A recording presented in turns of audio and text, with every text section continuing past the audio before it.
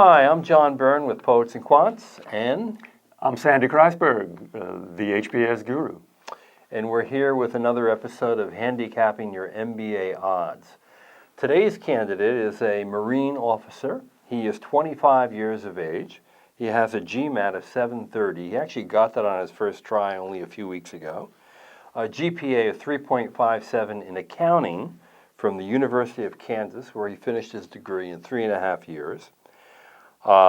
He has served in 2 combat deployments as a Marine, went in commissioned at the age of 21, will come out as a captain, and he wants to go to Harvard, Stanford, Wharton, or Chicago.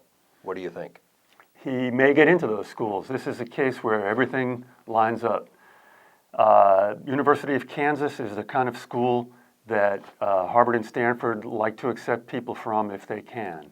The 357 in accounting is a couple of eyelashes on the low side, but the 730 really helps him there. And then he's had a distinguished military career with 2 deployments.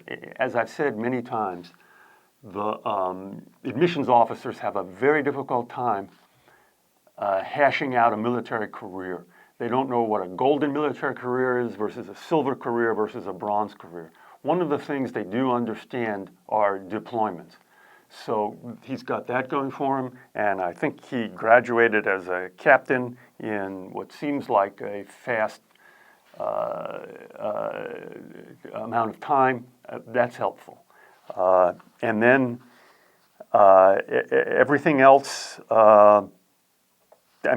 depending on how this guy tells his story, guys like this get into schools like, well, Harvard certainly.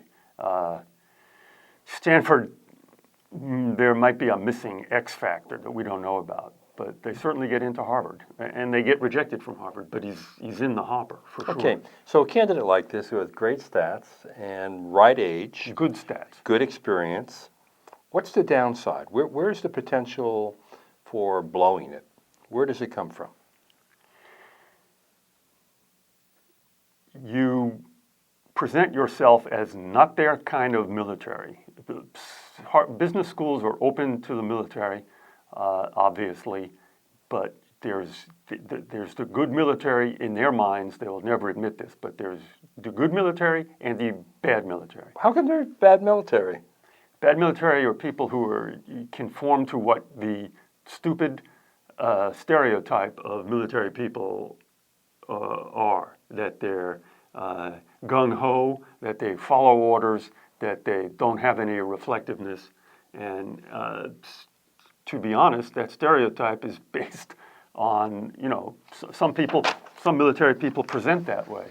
And if this guy presents that way, he'll damage himself. If he presents as good military, which is reflective, non-kinetic in any other than a combat situation, and likable, then he'll do fine. And this gets back to what it would be for any applicant, actually, right? Demonstrating leadership ability. So instead of following orders, it's taking the lead, being proactive, doing something with other people, and inspiring them along the way. If you can show some of that, it's helpful, right? What I'm talking about with the military is touch and feel. It's a question of how you come across. Do you have a more fluid body language? All this touchy-feely stuff becomes important. If you go in there with the yes ma'am, no ma'am stuff and the rigid stuff, they don't like it. These are, the business schools, they respect the military the same way other people do, but they're not gung-ho about the military themselves. Most often they do not have military backgrounds, and neither do their friends. Okay, odds at Harvard. 40%. Stanford. 30%. Wharton. Wharton goes for guys like this. If he can execute correctly, Wharton odds are like 40 to 50%. And Chicago Booth. Same thing. Same thing. Yeah. All right. This looks like a really good candidate. Well, there's a lot here to be fleshed out, Yes, as he said in indeed. his note. But if he can flesh it out in a reflective, likable way, he's got the basics. All right, good luck to our Marine.